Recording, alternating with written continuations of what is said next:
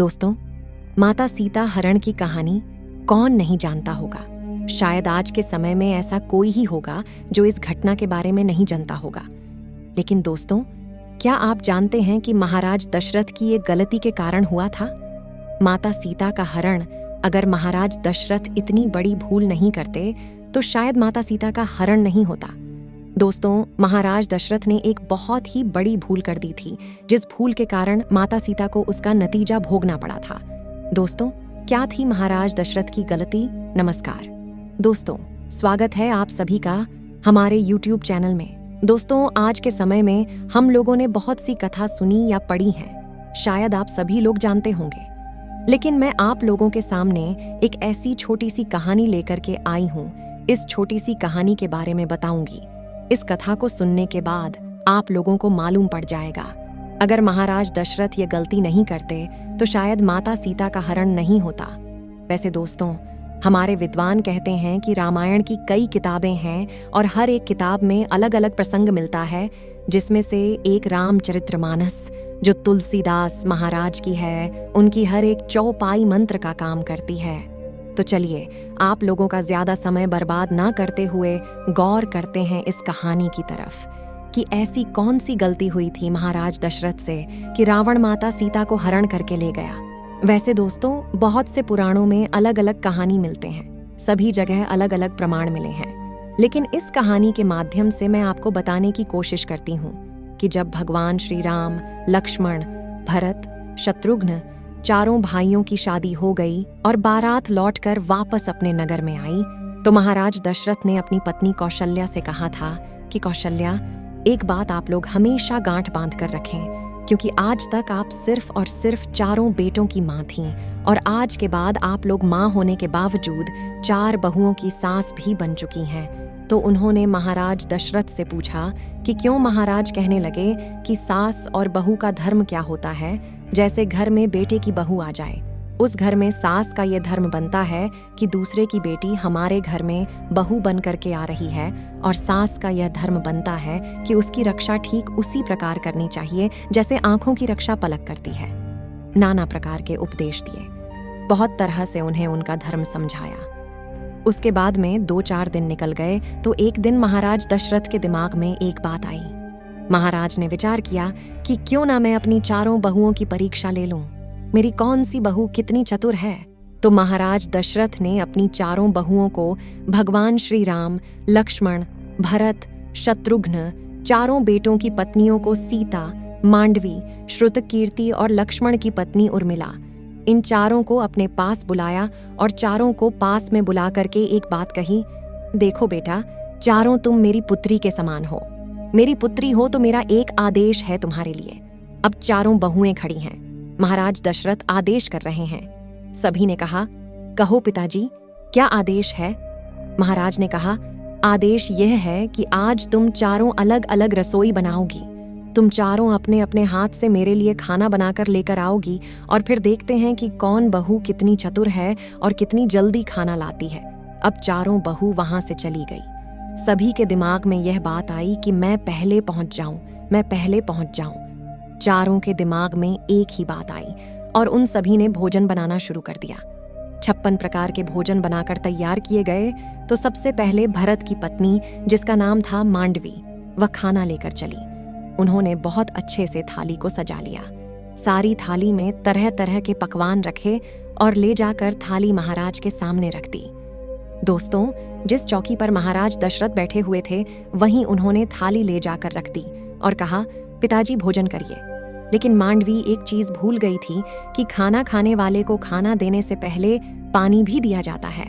महाराजा दशरथ ने देखा कि यह भरत की पत्नी आई है, चलो कोई बात नहीं, अभी छोटी है, नादान है, शायद अक्ल आ जाएगी। महाराजा दशरथ नहीं, मांडवी के हाथ से भोजन की थाली ले ली और वहीं पर रख ली और बोले, बेटा आप जाओ, हम थोड़ी देर में भोजन खा लेंगे।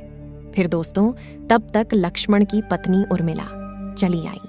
उन्होंने भी बहुत जल्दी जल्दी में भोजन बनाया था। उर्मिला ने भी एक थाली में भोजन सजाया, साफ सफाई अच्छे तरीके से भोजन थाली में लगाया और थाली सजाने के बाद उर्मिला भी भूल गई कि महाराज दशरथ को पानी भी देना है। दोस्तों, और उर्मिला भोजन की थाली लेकर के अपने ससुर यानी कि महाराज दशरथ के पास में पहुंच गई। अब महाराज दशरथ समझ गए कि लगता है यह भी बहू बिल्कुल ऐसी ही है। और दोस्तों, यह बात सच है कि अगर किसी को भोजन दिया जाता है तो भोजन खाने वाले को भोजन देने से पहले पानी जरूर देना चाहिए, लेकिन उर्मिला भी भूल गई। महाराजा दशरथ ने उनके हाथों से भी थाली ले ली। बोले, बेटा आप भी जाओ, भोजन हम कर लेंगे। अब दोस्तों, तीसरे नंबर पर चली शत्रुघ्न की पत्नी, जिनका नाम श्रुतकीर्ति है, और जल्दी जल्दी में भोजन उन्होंने भी बनाया। भोजन इतना सुंदर बनाया था, इतना स्वादिष्ट बनाया जिसका कोई जवाब नहीं। लेकिन उनसे भी एक गलती हो गई। उनसे गलती यह हो गई कि श्रुतकीर्ति हाथ में भोजन की थाली लेकर के चली, लेकिन महाराज दशरथ को जल्दबाजी में जल देना ही भूल गए। महाराज दशरथ ने शुद्ध कीर्ति के हाथ से भी भोजन की थाली ले ली और वहीं पर रख ली। और वहीं पर रखने के बाद कहा, बेटा आप भी जाइए और हम थोड़ी देर में भोजन करेंगे।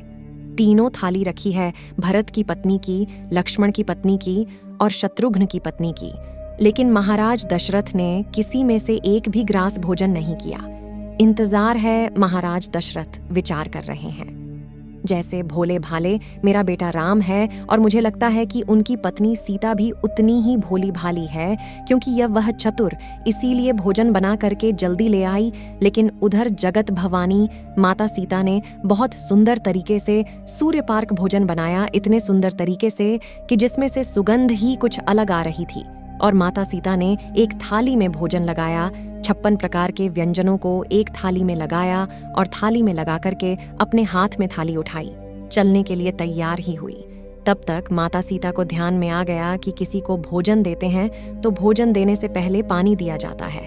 अब माता सीता ने विचार किया कि मैं तो पहले ही इतनी लेट हो गई हूँ। मेरी तीनों बहनें ससुर के पास भोजन लेकर पहुंच गई। मेरे पिताजी मेरे बारे में क्या सोचेंगे? तब दोस्तों, माता सीता ने कौन सा काम किया? सीता माता ने एक हाथ में भोजन की थाली, एक हाथ में जल का लोटा लिया। महाराज दशरथ बीच चौकी पर बैठे हुए देख रहे हैं और रसोई से जैसे ही माया सीता एक हाथ में भोजन की थाली लेकर, एक हाथ में जल का लोटा लेकर के और रसोई की चौखट से एक पैर अंदर एक पैर बाहर रखती है, तो महाराज दशरथ की नजर सीता तो आ गई, लेकिन मुझे लगता है कि थोड़ी देर में आई है। लेकिन मेरी बड़ी बहू बहुत ही चतुर है। एक हाथ में जल का लोटा, एक हाथ में भोजन की थाली लेकर के आ रही है।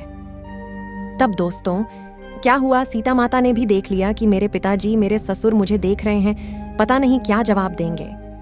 ऐसे ऐसे विचार सोचती हुई माता सीता चली आई। तब तक क्या हुआ दोस्तों, थोड़ा सा हवा का झोंका आया और हवा के साथ एक तिनका का उड़ रहा था।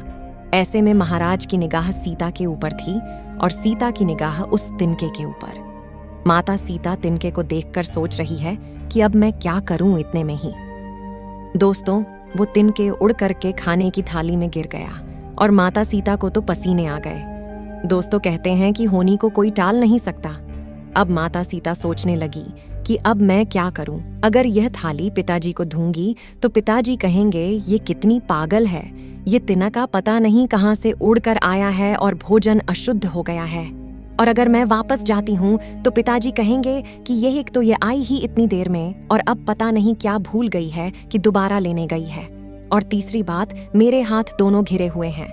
मेरे एक हाथ में तो थाली है और एक हाथ में जल का लोटा। अब इस तिनके को उठाऊं तो उठाऊं कैसे? दोस्तों, माता सीता कोई साधारण स्त्री नहीं। माँ सीता तो भवानी भी भवानी माता को। ऐसी बातें सोचते सोचते क्रोध आ गया। इतना क्रोध आया कि जब माता सीता की दृष्टि उस तिनका पर पड़ी तो उसे राख बनाकर उड़ा दिया। दोस्तों, यह करतब महाराज दशरथ ने अपनी आंखों से देख लिया। अब मैया सीता ने उस तिनका को तो राख बना करके गायब कर दिया। और दोस्तों, यह बात हकीकत है। पहले सभी की दृष्टि इतना तेज होता था जैसे भगवान भोलेनाथ बाबा ने अपने तीसरे नेत्र की दृष्टि को कामदेव के ऊपर डाल दिया था। कामदेव को जला करके राख कर दिया था। इसी आंख की दृष्टि को माता गंधारी ने अपने बेटे दुर्योधन के ऊपर डाल दिया था, तो दुर्योधन का संपूर्ण शरीर वज्र का कर दिया था। इसी आंखों की दृष्टि को कपिल महात्मा ने सगर के 60,000 पुत्रों पर डाल दिया था। सगर के 60,000 पुत्रों को जला करके राख कर दिया था। अब दोस्तों, इधर महाराज दशरथ ने अपनी आंखों से यह सब देख लिया। अब महाराज दशरथ के सामने माता सीता ने जाकर के जल का लोटा रखा और थाली हाथ में लेकर के पिताजी की तरफ की बोली, पिताजी भोजन करो। महाराज दशरथ ने थाली हाथ में ले ली और थाली हाथ में लेकर थाली को रख दिया। महाराज दशरथ से सीता मैया ने कहा, पिताजी कोई गलती हो गई है, हमसे आप भोजन क्यों नहीं कर रहे हैं? तो महाराज दशरथ ने कहा, बेटा सीता, मैं तेरे हाथ का भोजन नहीं करूंगा। माता सीता घबरा गई। पिताजी, ऐसी कौन सी भूल हो गई हमसे जो आप मेरे हाथ का भोजन नहीं करना चाहते? दोस्तों, महाराजा दशरथ ने कहा, बेटा मैं तुम्हारे हाथ का भोजन करूंगा ही नहीं। माता सीता ने कहा, क्यों नहीं करेंगे पिताजी? महाराज दशरथ ने कहा, बेटा मैं तुम्हारे हाथ का भोजन जब तक नहीं करूंगा जब तक कि तुम मुझे एक वचन नहीं दोगी। महाराज दशरथ की बात सुनकर कि माता सीता ने विचार किया, आखिर वह मेरे ससुर हैं, मेरे पिता के समान है, पता नहीं क्या मांगेंगे। माता सीता ने कहा, आप जो कहेंगे, जो वचन मुझसे मांगेंगे मैं दे दूंगी, लेकिन आप भोजन कीजिए। दशरथ महाराज ने कहा, बेटा तेरे हाथ का भोजन तो कर लूंगा, लेकिन मैं यह वचन लेना चाहता हूँ, किंतु आज इसी समय मेरे सामने खड़ी होकर एक प्रतिज्ञा कर। सीता माता ने पूछा, कौन सी प्रतिज्ञा? तो वह बोले, अभी मैंने अपनी आंखों से देखा, भोजन की थाली में एक तिनका गिरा था और उस तिनका के ऊपर तुमने अपनी दृष्टि डाली थी, उस तिनके को राख बना दिया। तो आज तू मुझे वचन दे कि तू आज के बाद कभी भी किसी के ऊपर अपनी आंखों की दृष्टि नहीं डालेगी। और माता सीता उसी समय अपने ससुर महाराज को यह वचन देती है कि पिताजी आप चिंता न करिए, अगर आप ऐसा ही सोचते हैं तो मैं वचन देती हूँ कि आज के बाद मैं कभी भी जीवन में किसी के ऊपर अपनी दृष्टि नहीं डालूंगी। दोस्तों, अब सवाल आता है कि महाराज दशरथ नहीं वचन लिया क्यों? महाराज दशरथ समझते थे कि मेरे सबसे बड़े बेटा जो राम है वह थोड़े सुशील सज्जन है, तो अगर किसी दिन पति पत्नी में कोई अनबन हो गई और अगर सीता को क्रोध आ गया, क्रोध में आकर आंखों की दृष्टि को अगर मेरे बेटे के ऊपर डाल दिया तो मेरे 3 ही बेटे रह जाएंगे। फिर माता सीता ने यह वचन देते हुए कहा कि आज के बाद मैं अपने जीवन में कभी भी किसी के ऊपर अपनी दृष्टि नहीं डालूंगी। तो दोस्तों, जिस समय मैया सीता लंका में थी रावण के यहाँ, तो जब दोस्तों रावण सीता को धमका रहा होता है तलवार लेकर के कि एक बार मेरी तरफ देख, तो माता सीता एक तिनका की तरफ देख करके सोचती है कि अरे तिनके, अगर उस दिन तू मेरा बैरी ना हुआ होता, मेरे पिता समान ससुर मुझसे यह वचन न लेते, तो शायद आज ये रावण मुझे धमका नहीं रहा होता, इसे मैं कब का जला करके राख बना देती। तो दोस्तों, मेरी समझ में महाराज दशरथ इसी गलती के कारण सीता जी रावण की कैद से खुद को मुक्त नहीं करवा सकती थी। तो दोस्तों, आपका इसके बारे में क्या कहना है, आप हमें कमेंट में आकर जरूर बताइएगा। इसी के साथ मैं आशा करती हूँ कि आपको यह जानकारी पसंद आई होगी, वीडियो अच्छी लगी तो चैनल को सब्सक्राइब करना ना भूलें। मिलते हैं और एक नए वीडियो के साथ, तब तक के लिए आप सभी का धन्यवाद।